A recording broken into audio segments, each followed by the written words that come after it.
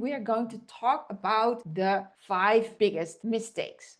So this is one of the most important questions that someone can ask, and that is, what is straightness training and do I actually need it for my horse? And to help you understand, let me tell you about my horse Maestro and how I discovered straightness training. So listen, plan A for Maestro was that he would be a wedding horse. That was his future. His previous owner was like, that will be his career. But all hell broke loose, so that didn't work out because he was kicking and rearing and resisting, and it didn't work. So plan B was, he came to us in 2001, that it would be a riding horse. Actually, first in the riding school, because back in the day, I had together with my partner a riding school with 50 horses and ponies. And so he would just do the lessons with the clients. But we looked him in the eye and we thought, like, this is an adorable horse. And we were like, let's do competition with this horse. Let's own this horse in a way like as our private horse, and let's do competition.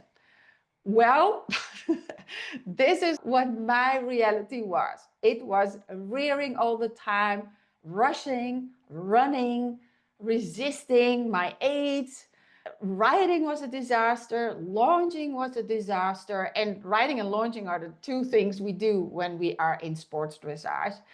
So yeah, I was like this, I don't know what to do. And I also was like, I look stupid and I'm not good enough. And I was like, who am I to be an instructor? Who am I to teach if I cannot even ride my own horse, right? In front of all my clients, I felt confused. I felt ashamed. I felt rejected by my own horse. I was like, I'm a loser, right? So if you're like feeling like this, I hear you, my friend. I've been there, done that, and I know what it's like. I know what it feels like, I know what it looks like, and it's no fun. So I did all kinds of other things with my horse, which was, for example, trick training. And just disclaimer here, this is not how to do it, all right? If you really want to learn how to do trick training, go to a professional. But this was me just figuring out, what else can I do with my horse if I cannot ride my horse and if I cannot launch my horse. And he was super curious to figure out what I wanted him to do, like make a bow. And this is not how to do it again, but he was eager, he was curious. And I was like, how can it be that on the ground he is so sweet and so cooperative, but when I'm going to ride, all these difficulties show up, right? So I went on a journey. Probably like you, you're also on a journey, otherwise you wouldn't be here. And you are also looking for the missing pieces, okay? And I like very much that you're here, because a lot of people blame the horse, but we're like, what if there's nothing to blame? What if I just need to figure out something? And so, yeah, I went on a journey, and I also went to several instructors, but that made it even worse because it took away all my hope. Because one said he has bent hind legs and a bad conformation. And I had literally one instructor said he's so ugly. And another one said, well, he's too difficult. One said he's too old. If you want to do dressage, he was 7 years. That's way too old to start a dressage horse. He should be 3. And the final verdict from most of these instructors was the same, like he's not suited and it's just impossible. Buy another horse. He's a great horse, put it in the field or do something else with this, but don't ride this horse. So yeah, it cost me a fortune to figure that one out, right? To get all this advice with all these instructors. And I tried so many different approaches, not only the sports dressage, but all kinds of whatever is out there when it comes to instructors. And with tag, without tag, but it didn't work. It cost me $600 a month. I just looked into it and I was like, yeah, that's what it cost. And so I did all the other treatments, right? That cost me over 7,000 euro a year, $8,000. And I was stuck for 2 years. So you can imagine, he cost me a fortune. You can buy a whole new horse. All right, so yeah, that was me, right? It cost me a lot of time and money and effort. And on top of that, a lot of emotional pain.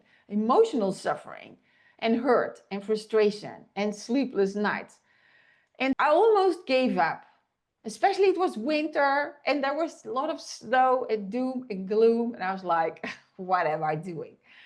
But I remembered one thing. I remembered what the last 3 instructors in a row were telling me.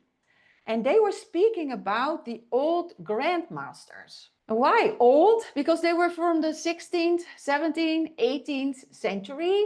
And of course, we also have Xenophon, which is even before 0, right? But let's stick to these 3 old grandmasters because they spoke a lot about the hidden force.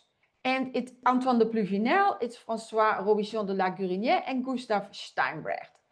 And they wrote these books. And if you want, you can look it up and dive into these books. I highly recommend it because you will find the forgotten knowledge of natural asymmetry.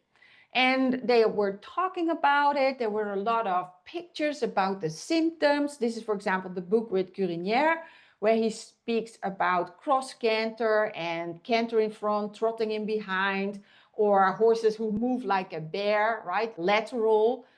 And so, yeah, that was fascinating to learn more about the hidden force, which is natural symmetry.